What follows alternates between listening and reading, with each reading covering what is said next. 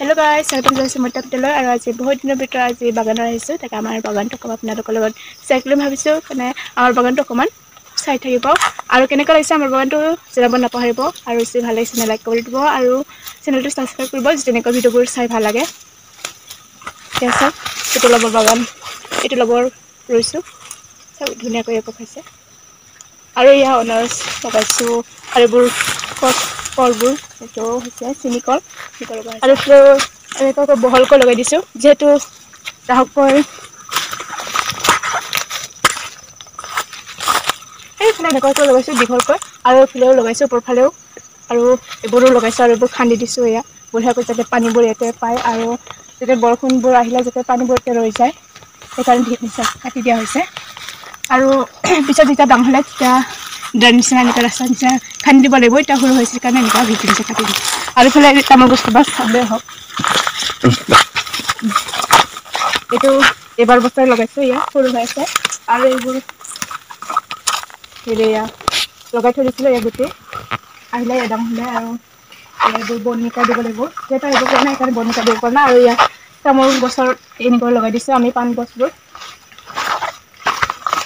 এইবোৰ লগাই দিছো এনেকুৱা এডাম হৈছে আৰু মাজে মাজে এনেকুৱা কলগছবোৰ লগাই দিছো আমি আৰু যিটো ডাঙৰ হৈ গ'ল ইয়াত পাণবোৰ ডাঙৰ হৈ গ'ল আৰু গুটিও লাগিলা ইয়াত তামোলখিনি গুটিও লাগিলা আৰু কলগছবোৰেও গুটি লাগিছে আৰু এইটো হৈছে নতুন গছ এতিয়া বহুত দুটা গছ আছিলে কিন্তু চাফা কৰিব পৰা নাই কাৰণে মৰি গ'ল এইটো হৈছে লিচু গছ আৰু এইটো হৈছে ঔটেঙা গছ ডাঙৰ হ'লা আৰু ওপৰলৈকে দেখি যাই থাকিম আমাৰ বাগানখিনি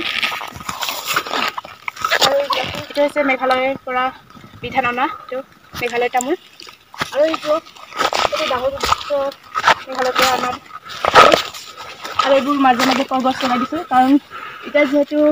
তামোলবোৰ গুটি নালাগে সেইকাৰণে আমি কলগছ লগাইছো কাৰণ কলগছটো সোনকালেকৈ গুটি লাগে সেইকাৰণে আৰু এয়া কমলা এই গুটিও লাগিলা দুটা লাগিছে এই চব কিমান ওখ হৈ গ'ল মানুহকো বেছি হৈ গ'ল আমিয়ে লগাইছিলো তথাপিও এয়া লগৰ মানুহকো বেছি ওখ হৈ গ'ল যিহেতু দেখি ভাল লাগিছে কিন্তু আপোনালোকৰ লগত শ্বেয়াৰ কৰিলোঁ আৰু আমাৰ বাগানটো দেখাই পাইছে কি চব তামোল গছ ইমান ওখ হৈ গ'ল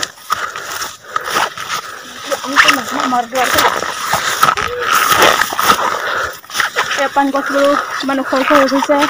চব সজনা গছতো পাণ গছ লগাব পাৰে আমি লগাই দিছোঁ আৰু তামোলৰ গছতো আমি লগাই দিছোঁ কিছুমানটো মৰিছে চাফা কৰিব পৰা কাৰণে আৰু এইটো হৈছে নেমু গছ নেমু গছ আৰু এইটো হৈছে কাজু গছ আৰু এই গুটি লাগিলে তামোলখিনি আমি নিজে লগাইছিলোঁ তামোলখিনি এয়া চব গুটি লাগিলে আৰু ওপৰলৈ ৰাখিম আৰু মাজে মাজে বিচাও থাকে ইয়াত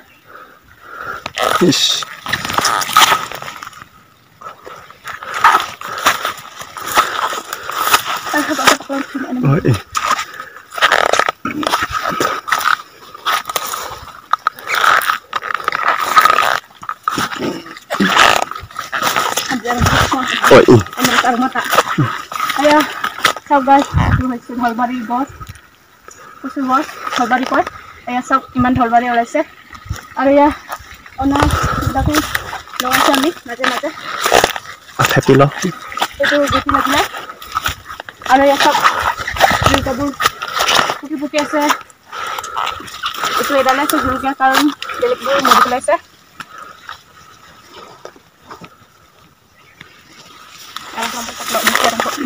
চাওক গাইজ এয়া কঁঠাল গছতো আমি এনেকুৱা লগাই দিছোঁ কঁঠালো খাব পাম আৰু পাণো খাব পাম দুটা আৰু এইফালে মধুৰিআম গছ এইটো বহুত গুটি লাগিছিলে খাবা আমি খালোঁ আৰু এইবোৰ লগাই দিছোঁ ফুলবোৰ যিহেতু আমি ঘৰৰ পৰা আহিলে ভাগৰে দুগৰে আমি মনটো যেতিয়া ভাগৰ লাগি থাকে তেতিয়া আমি ফুলবোৰ দেখি থাকিলে অলপমান যিহেতু মনটো আনন্দ হয় সেইকাৰণে আমি ফুলবোৰ এনেকুৱা লগাই থৈ দিছোঁ আৰু তলতো লগাইছোঁ ফুলৰ ফুল নাৰ্জী ফুল আৰু দীঘল এইটো দীঘল আছিলে এটা বতাহ বৰষুণ অহাৰ কাৰণে ভাঙি গৈছে নতুনকৈ বনাব পৰা নাই আৰু ওপৰফালে বাঁহেৰে এনেকুৱা বনোৱা হৈছে এইটো আধাখিনি পাইপ আৰু আধাখিনি ইয়াৰ বাহিৰে এনেকুৱা বনোৱা হৈছে নাওলা বাগানত হ'লে এনেকুৱা দৰৱৰ পানী আনিব লগা হয় সেইকাৰণে এনেকুৱা দৰৱৰ পানী আধাখিনি পাইপ দিছে আৰু আধাখিনি শাকৰ গছ আমি ঘৰতে বাগানতে লগাইছোঁ কাৰণ যিহেতু খাবলৈ মন কৰিলে খাব পাৰোঁ তেনেকৈ কয় অলপমান দিছোঁ আৰু মান ধনিয়া লগাইছোঁ খাব কৰিব পৰা নাই যিহেতু কাৰণে আৰু ইয়াৰ কুঁহিয়াৰ লগা হৈছে কুঁহিয়াৰ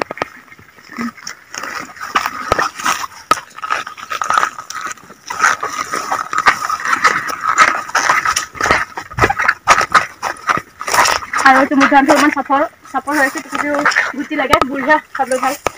ধানটো আৰু এটা এইবোৰ ফুলবোৰ আমি লগাই থৈ দিছোঁ ইয়াৰ নাৰ্জী ফুল আৰু এইটো নামটো নাজানো তথাপিও লগাই থৈ দিছোঁ যিহেতু ফুলটো ফুলি থাকিলে মনটো ভাল লাগি থাকে যিহেতু ভাগৰে দুগৰে আহিলেও ঘৰৰ পৰা ইমান উজাই আহিব লাগে সেইকাৰণে